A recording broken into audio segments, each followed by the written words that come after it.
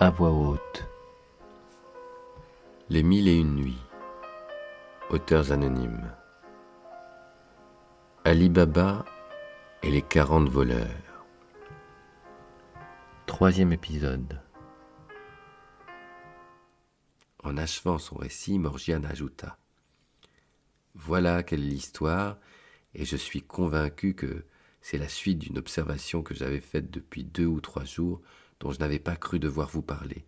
Et si vous joignez à cela l'histoire de votre frère, vous trouvez qu'il ne peut s'agir que des 40 voleurs de la forêt, bien que je ne sache pas pourquoi la troupe est diminuée de 2. Ali Baba s'adressa à Morgiane pour lui dire : Je ne mourrai pas avant de t'avoir récompensé comme tu le mérites, car je te dois la vie. Et pour commencer, dès à présent, je te donne la liberté. Je suis comme toi persuadé que ce sont les 40 voleurs qui voulaient s'en prendre à ma vie. Maintenant, il nous faut enterrer leur corps dans le plus grand secret. C'est ce que je vais faire avec Abdallah. Le jardin d'Ali Baba était d'une grande longueur, terminé par de grands arbres. Sans plus attendre, il alla sous les arbres, avec son esclave, creuser une fosse d'une longueur et d'une largeur telle que l'on puisse y placer les 37 corps. Ali Baba fit cacher soigneusement les vases et les armes des voleurs. Quant aux mulets, il les fit vendre à différents endroits du marché par son esclave.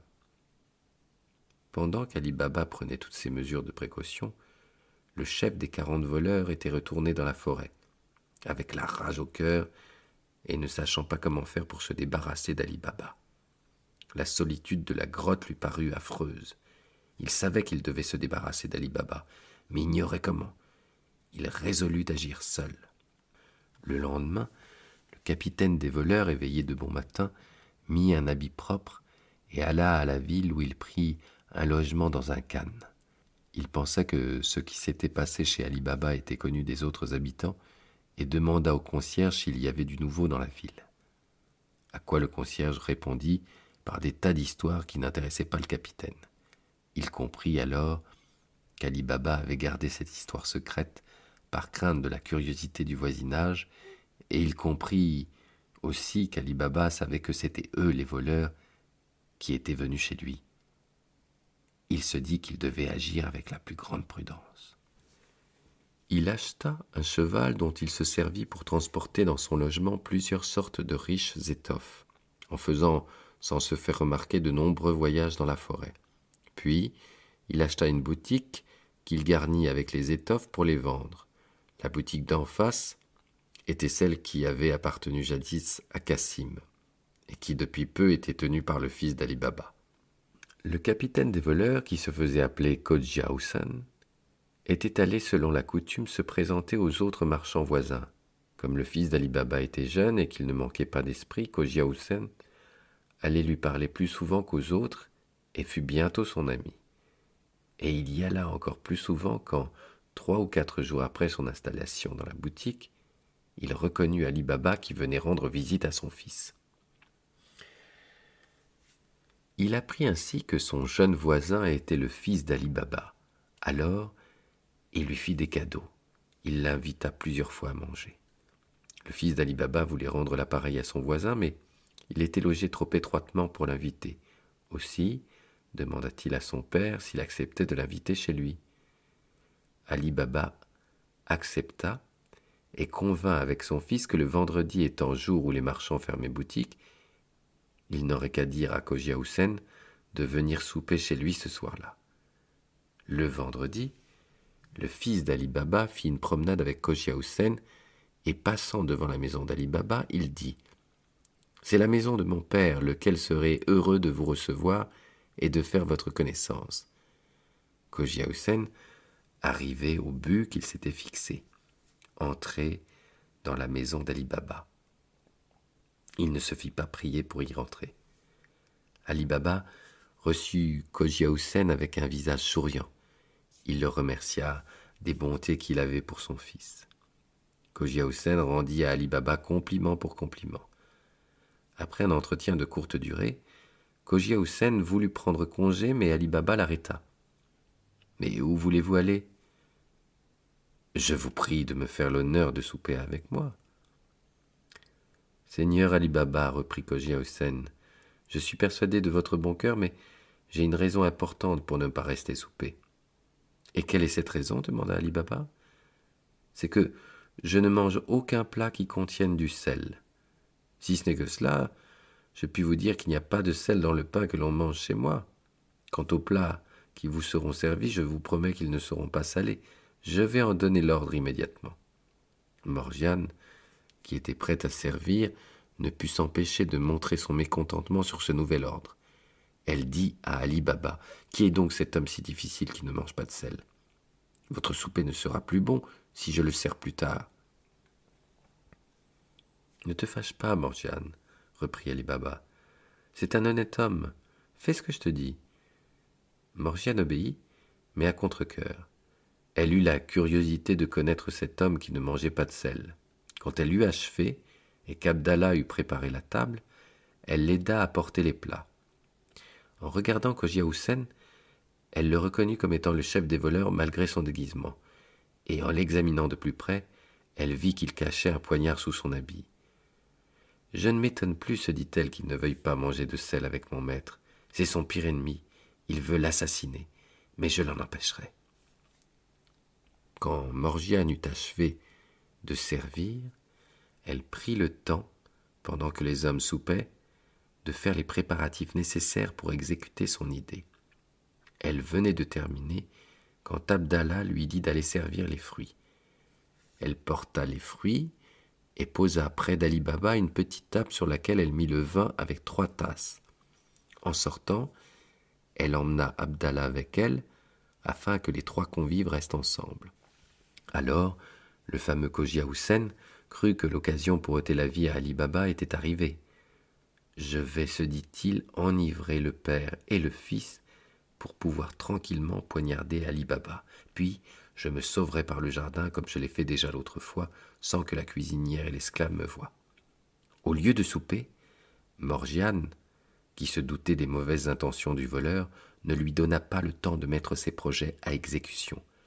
Elle s'habilla d'un habit de danseuse très raffiné, se fit une coiffure convenable et mit une belle ceinture d'argent à laquelle elle accrocha un poignard, et enfin, elle se mit un très beau masque sur le visage.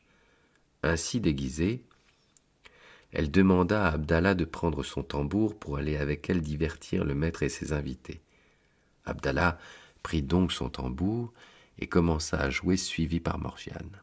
« Entre, Morgiane, entre et montre-nous un de tes spectacles. » Puis, se tournant vers Cogia Haussen, il lui dit « Ne croyez pas que je fasse des dépenses en vous donnant ce divertissement.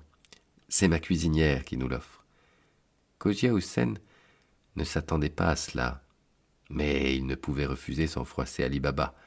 Alors Abdallah recommença à jouer, et Morgiane se mit à danser de manière à se faire admirer.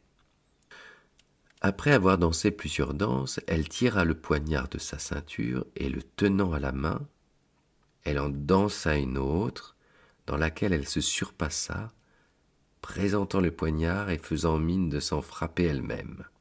Puis, quand elle fut hors d'haleine, elle prit le tambour des mains d'Abdallah et le présenta à Ali Baba, comme les danseurs professionnels, pour qu'il jette dedans quelques pièces d'or. Ali Baba jeta une pièce d'or. Morgiane s'adressa ensuite à son fils, qui en fit autant. Cogia Haussen chercha alors sa bourse pour trouver une pièce.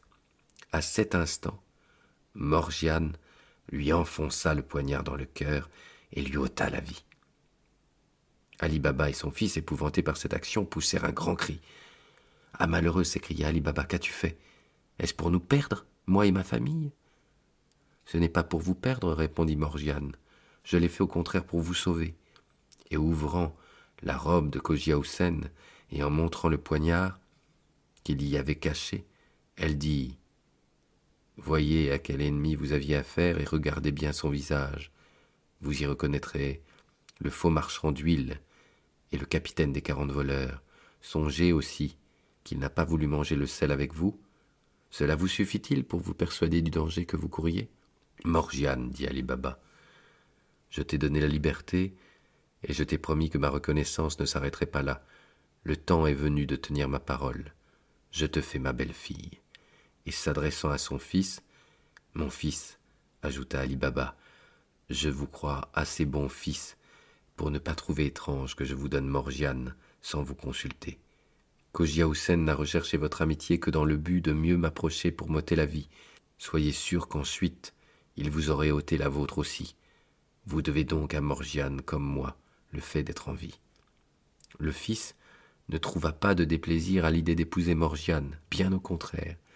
Après cette discussion, on songea à enterrer le corps du chef des voleurs au fond du jardin auprès des 37 voleurs. Peu de temps après, Ali Baba célébra les noces de son fils et de Morgiane par une grande fête et un repas somptueux accompagné de danses, de spectacles et des divertissements accoutumés. Depuis le mariage, Ali Baba s'était abstenu de retourner à la grotte car il supposait que 2 des voleurs étaient toujours en vie. Mais au bout d'un an, comme il n'avait plus rien vu d'inquiétant pour lui, la curiosité le prit d'y faire un voyage en prenant toutes les précautions pour ne pas être repéré. En arrivant près de la grotte, il ne vit rien qui puisse l'inquiéter. Il posa pied à terre, attacha son cheval, et se représentant devant la porte, il prononça ces paroles. « Sésame, ouvre-toi !» Et la porte s'ouvrit. Il put voir que tout était resté tel que dans son souvenir, et que sans doute, il était le seul au monde à connaître ce secret. Il avait emporté une valise, il la remplit d'autant d'or que son cheval pouvait porter, et revint à la ville. Depuis ce temps-là, Ali Baba et son fils, qu'il avait mis dans le secret, vécurent dans une grande aisance, ainsi que toute la famille.